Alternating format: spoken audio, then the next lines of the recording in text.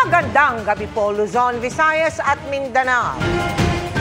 Pumasok na sa loob ng Philippine Area of Responsibility ang binabantayang low-pressure area at may posibilidad itong maging kauna-unahang bagyo ng taon. Ang pinagsamang epekto ng LPA at habagat nagpaulan sa malaking bahagi ng bansa, gaya po sa Metro Manila. Sa gitna ng malakas na buhos ng ulan sa Valenzuela, may sumiklab ding sunog sa bodega na puno ng mga tangke ng LPG. Nakatutok live si Jamie Santos.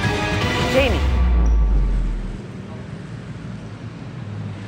Mel Emil Vicky, dahil nga sa malakas na ulan kaninang hapon, ilagdulot siya ng pagbaha sa ilang kalsada sa Metro Manila dahilan sa pagbagal ng usad ng trapiko at perwisyo sa mga motorista at commuters.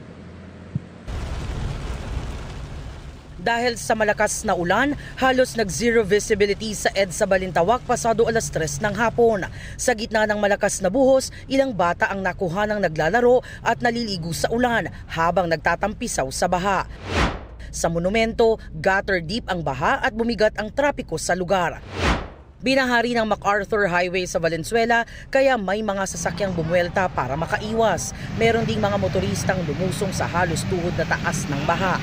Sa Marulas, Valenzuela, halos hindi umuusad ang trapiko. Marami ang ayaw lumusong sa takot na masira ang makina ng kanilang mga sasakyan.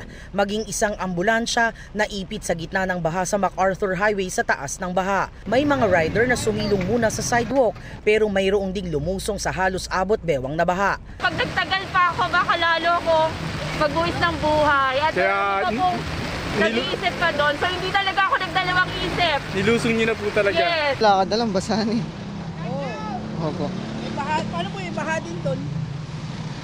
Lulusungin na lang ulit. Sa gitna ng pag-ulan, patuloy ang pag-apula sa sunog sa warehouse sa Marulas, Valenzuela City na nagsimula dakong 1:54 ng hapon. Itinaas ito agad sa second alarm pagsapit ng 2:09 p.m.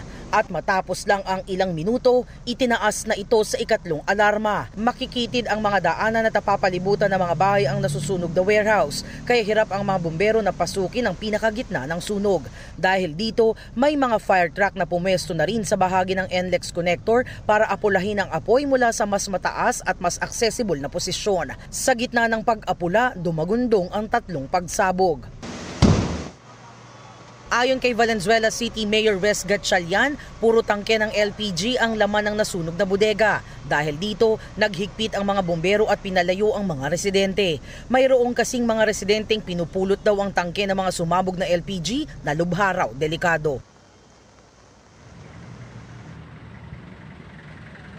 Vicky, nang tumila ang ulan, unti-unti namang humupa ang baha dito sa kahabaan ng MacArthur Highway. At sa mga oras na ito, balik normal na ang daloy ng trapiko. At yan ang latest mula rito sa Valenzuela. Balik sa inyo, Vicky.